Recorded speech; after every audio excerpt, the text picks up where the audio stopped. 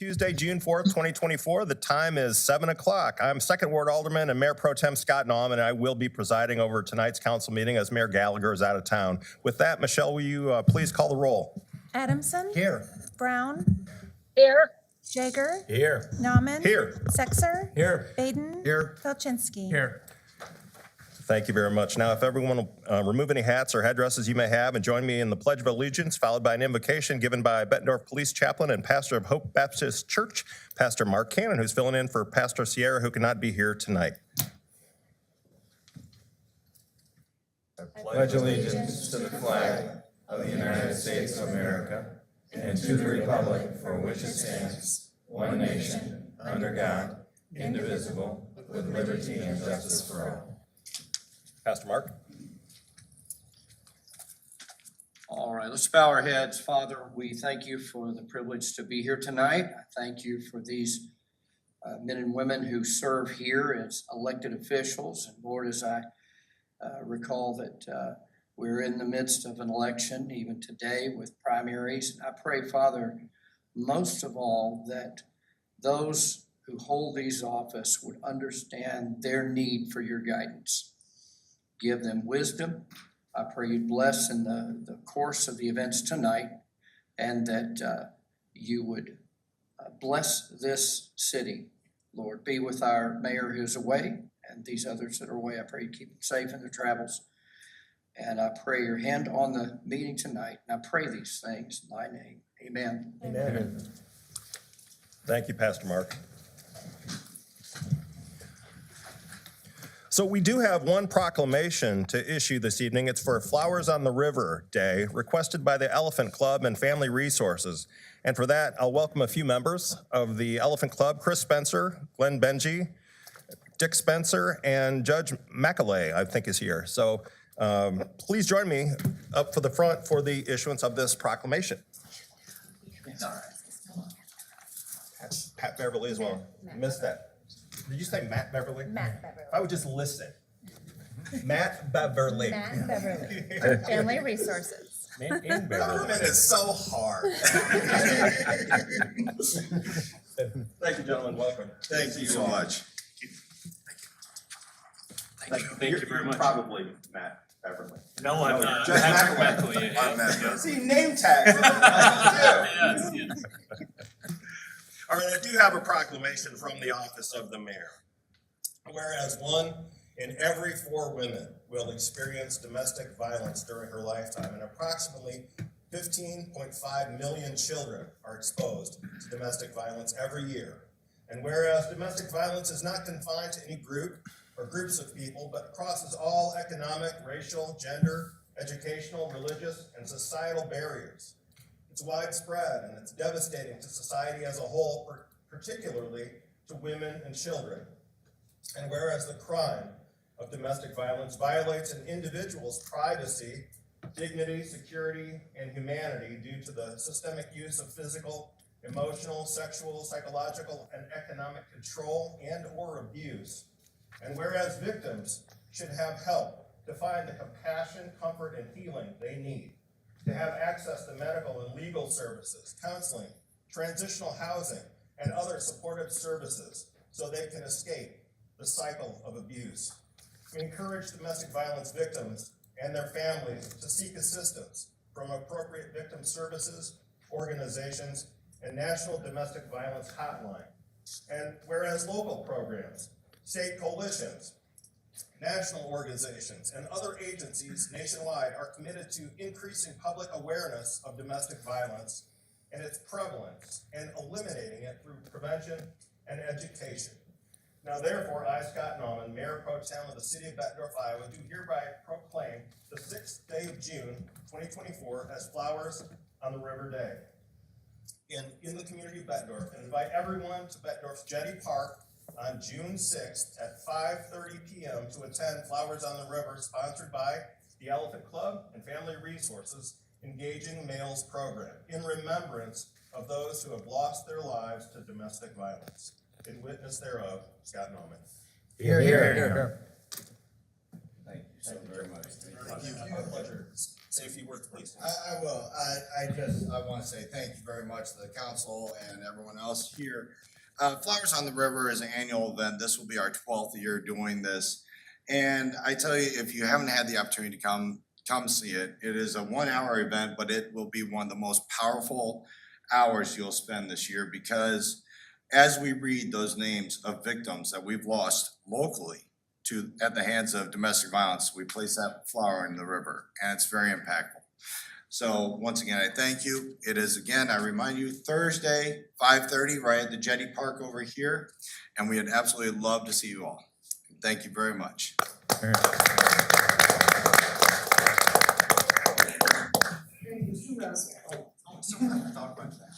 Short guys in front. Somebody's-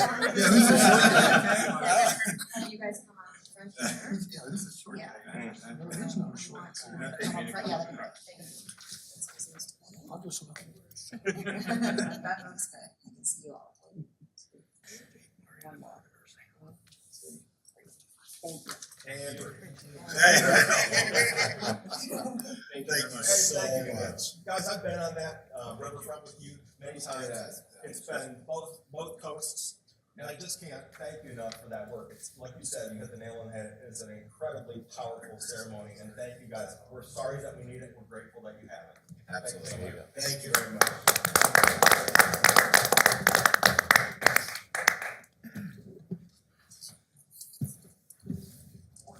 Matt Beverly. Man. Yeah, Yes. Matt Beverly. We've now come to public requests of council. If there's anyone here wishing to be heard on an item that's not already on tonight's agenda, this would be the opportunity to be heard. Please limit your comments to 2 minutes, but we'd like to hear from you. Please approach the podium in the back, state your name and address. We'd like to hear from you. Well, my name is John Brunner. I reside at 2592 Middle Road, the Suites of Bettendorf. And I'm here to comment on 24038. This is a development which is to the south of us, and we support the development. However, in your Planning and Zoning Commission of May 24th, it indicated that a landscape plan be prepared for approval by the council before the development is approved. We have not seen a landscape plan. That's my comment.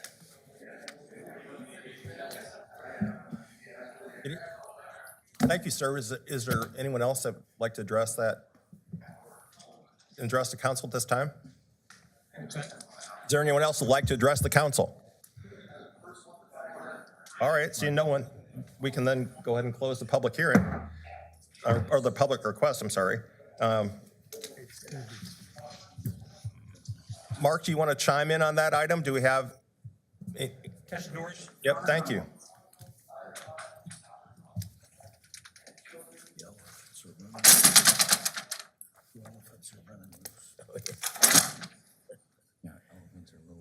Yeah, they are. Thanks, Your Honor. I think that's an astute and good question to ask. I did have reservations prior to submitting this item to the city council agenda for tonight. And I discussed those with City Administrator Plain, and we did ask for clarification on this issue because they do have a landscape plan, and they've shown that landscape plan. It's been reviewed. Now, we've allowed them and we've encouraged them to work with their neighbors to the north to perhaps place that landscaping on the northern property. A little bit different, but would probably solve some problems for both parties. And in investigating that, I asked for something from Mr. Mulligan to demonstrate that he'd worked that out. And he did send me an email between his staff at, I think it's Conlin Group or Switch Homes, I'm sorry, and the property manager, Cranston Willis, where they've decided to put 15 evergreens in a berm at the northern property line and place those on the, if they're still willing, on the northern property line. And Cranston Willis has said that's what they would appreciate, 15 evergreens in a berm, and then sent pictures of similar berms that they'd like to see. So we see that as evidence that this has transpired. the council can take tonight's testimony in consideration, maybe do something else if they want, but as a city, we have a landscape plan that could be met on this site, but we also have this alternate plan that could be met kind of off-site, if you will. Thank you, Mark. Your Honor, I think, given what Mark has said, I don't think we, at the staff level, think that we need to move the item from consent, that we have evidence of that and discussed at the site plan process for P and Z. So we're comfortable with it remaining on consent, Thank you, Decker. unless the council chooses to move it away from consent or give different direction.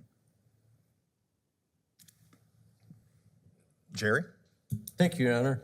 So my only question would be, do we have a method then of enforcement to ensure that this is done? Go ahead, Mark. Absolutely. So part of the certificate of occupancy inspection that takes place through our building division is a landscape inspection. So our building inspectors or our city planners will go out and count the number of tree counts and make sure they meet those. If they choose to do them off-site,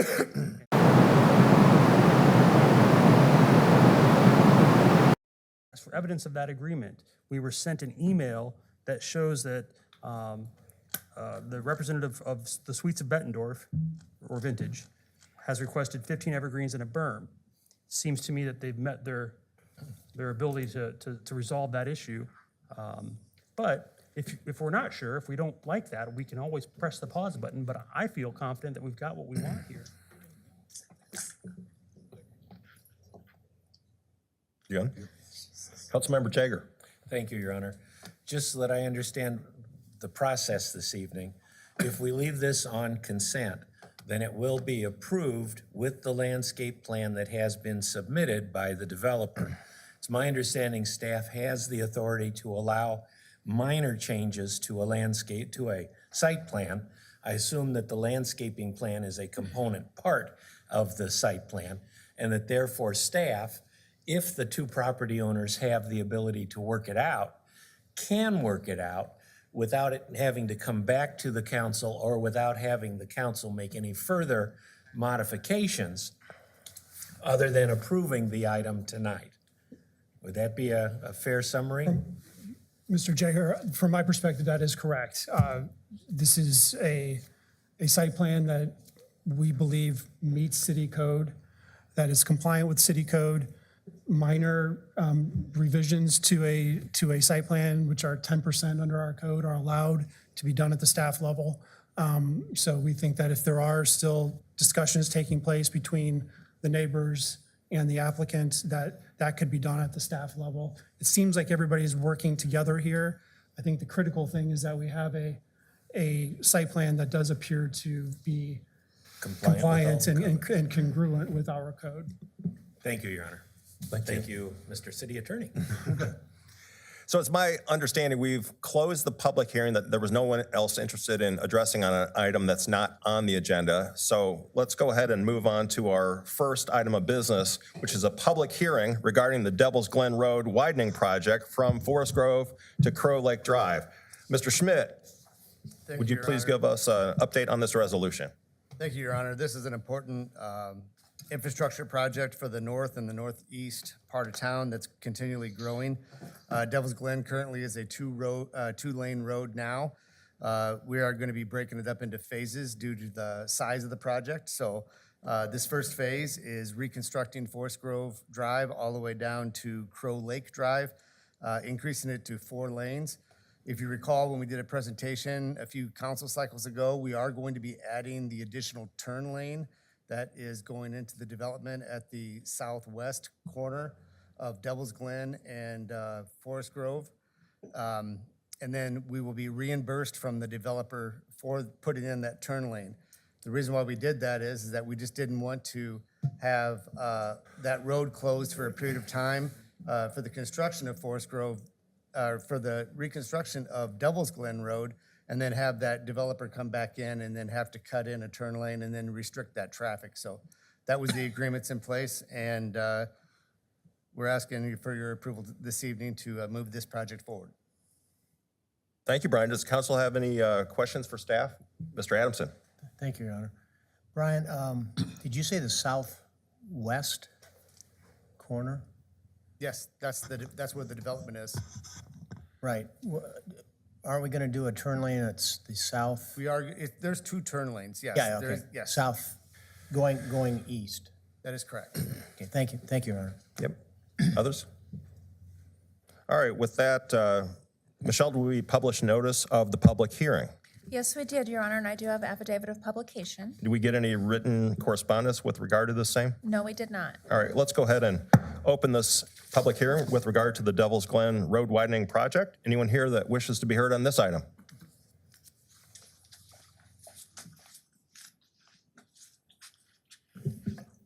Hello, my name is Jared Stein. I live at 3400 Crow Lake Drive in Bettendorf, Iowa, 52722. Okay. Well, thank you very much, City Council, for having us here.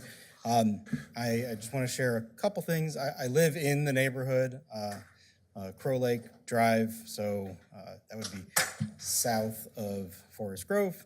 And the concerns that I have that I'd like to bring to attention are a few. So I'm totally supportive of widening the road. I think that makes a lot of sense. It looks like it's kind of been planned for. My specific concerns are regarding the narrow setbacks between what I suspect are the existing roads and the sidewalk.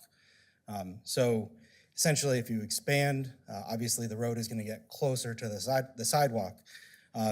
It does sound like, at least from my reading of the notes, that the sidewalk along the new stretch is probably going to be wider maybe than the rest, and this is the one along the side where the new development is going to be. I do ask the council make sure that the sidewalks are consistent.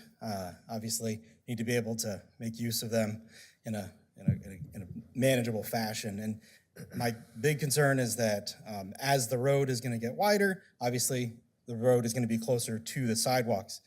My son, I brought him here today, and we walk and bike to school every single day down that road, and not down the road, down the sidewalk. Obviously, very narrow sidewalk on our side, and we're constantly navigating. If there are cars in addition, that is a big concern to me. I should note that very often people are not driving 35 miles per hour down that road.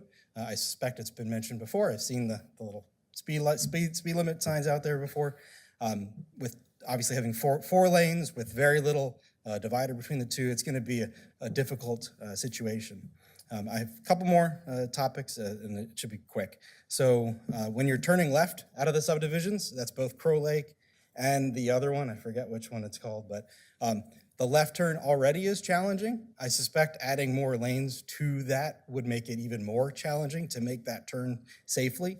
And that's both into and out of the subdivision. So I've actually been down the street. One of my neighbors was turning in to our subdivision and was hit from behind.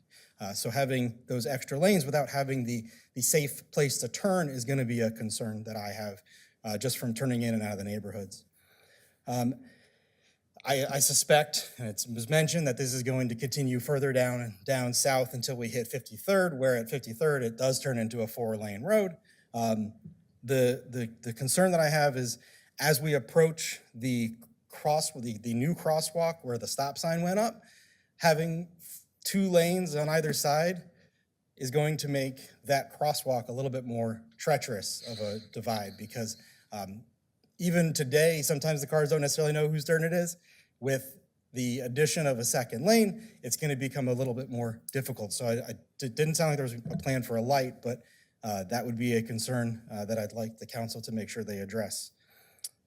My proposal, if you're asking for it, I think the widening makes a lot of sense. What I think should happen is kind of what we have on Forest Grove right now, which is effectively still 2 lanes, one lane each way, a dedicated turn lane, and bike lanes on the side. I believe that would be a better use of the striping and a safer way to manage it for the neighbors. Thank you so much. Appreciate your time. Thank you, Mr. Stein. Mr. Schmidt? Your Honor, I do want to comment, though. Like I said, Jared, in my presentation that this is broken up into 2 phases. And as far as the signalization at Devil's Glen and Hopewell, we do plan on adding that when we do widen that section south of Crow Lake all the way to 53rd in the coming years. So there will be a stop sign, or a signalized intersection there to facilitate the children coming back and forth, heading over to Hopewell School. As far as the narrow setbacks, that's a 110-foot right-of-way through there. So there will be significant space on that street. I can't respond, can I? Well, I can take your information after this meeting. I'd be glad to meet with you and me and my city engineer and go over your concerns as we look at the next phases of this project. Appreciate that. Thank you. Well, Mr. Stein, thank you for coming, and more especially bringing your son here. This is a critical thing in local government. We want to hear from you, and then the conversation, to your point, doesn't necessarily stop here. Like that engagement, and good ideas, certainly are found everywhere, and you're living front and center there. So grateful for your input. Anyone else want to be heard on this item? If not, we'll go ahead and close the public hearing and move to the resolution for Councilmember Adamson, please. Thank you, Your Honor. I have a resolution approving the plan specifications and form of contract for the Devil's Glen Road widening project from Forest Grove Drive to Crow Lake Drive. I move approval of the resolution. Second. All right, we have a motion and a second. Is there discussion? Councilmember Adamson. I'm pretty sure I have the right information here, Brian. The width of this road, like, for example, Forest Grove, it's going to be about the same width, right? Yes. So the only difference between, we got Tanglefoot, that's that width, it's got the bike lanes, it's got the turn in the middle, it's the same width. So at some point in the future, if we wanted to change that, we could do that by just restriping it. That is correct. Okay. Thank you. Any other questions, comments? All right, seeing none, Michelle, please call the roll. Baden, Aye. Palczynski, Aye. Adamson. Aye. Brown. Aye. Jaeger, Aye. Nauman. Aye. Sexer. Aye. All right, that has been unanimously passed and approved. The next item is item 8, which is a resolution, and that is approving the final plat of Hope Heights Second Edition, which is a replat. For those of you at home, this item was removed from consent last night at our committee of the whole at the request of 3rd Ward Alderman Greg Jaeger due to a potential conflict he's made us aware of. This item is for Councilmember Baden to present. Thank you, Your Honor. I have a resolution approving the final plat of Hope Heights Second Edition, replat of Hope Heights First Edition. I move approval of the resolution. Second. All right, we have a motion and a second. Is there any discussion? All right, seeing none, Michelle, please call the roll. Baden, Aye. Palczynski, Aye. Adamson. Aye. Brown. Aye. Jaeger, Pursuant Council Rule Number 2, Your Honor, I abstain from voting. Nauman. Aye. Sexer. Aye.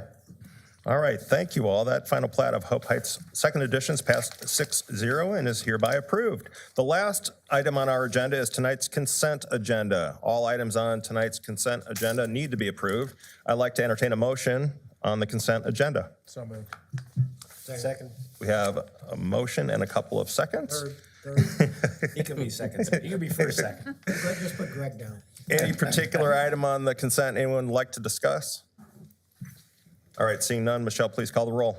Baden. Aye. Palczynski. Aye. Adamson. Aye. Brown. Aye. Jaeger. Aye. Nauman. Aye. Sexer. Aye. Perfect. All items on the consent agenda have passed unanimously. Anything else for the good of the order this evening? I do, if you can hear me. We can, Lisa, go ahead. I just gonna say, I don't know if Jillian's there, but is she there? No. Oh, okay. Pretend she is. They've got a contest as far as the new design for the library cards, and they are awesome. And I know they're taking voting, I think, through the end of June. So everybody might want to take a peek. There's 4 different categories, and they're really neat. So just wanted to make that announcement. Thank you, Lisa. Jerry? Thank you, Your Honor. I would like to say thank you to the staff for a fine job putting on Be Downtown last Saturday. Yeah, that was super cool. Anyone else? Jeff gets all the credit for that, Your Honor. Yeah, that was fantastic. And And Ryan Mr. Jansen Schmidt was really, his, yeah. Mr. Schmidt was his. Hey, real quick too, would you mind updating council on the naming of the truck? That was a really cool process, and I'm so proud of the city for that. Yeah, this was a great idea that was brought forth, actually by Angie, and she did an amazing job. Pull your mic down. She did an amazing job setting everything up and having the votes online and whatnot, and it was just a great event to supplement Public Works Day, and to have the naming, have the mayor come out and did a little speech, and we named 3 of our recycling trucks, and it was kind of neat, and hopefully we can think of something different next year as well. And if there's any ideas out there, please contact the city of Bettendorf and share those, please. Yeah, Thanks thank you, to Brian. Angie. If there's nothing, oh yeah, One thing. all right. No, Thank I'd just you, like Nick. to take a moment to thank all the poll workers that are out facilitating our election this week, today, actually. Polls close in 30 minutes, so get out and vote. Thank you. Great, thank you. Anything else? I'd entertain a motion to adjourn. Second. All right, we have a motion, a second. We are adjourned. Good work, people. Have a good night, Lisa.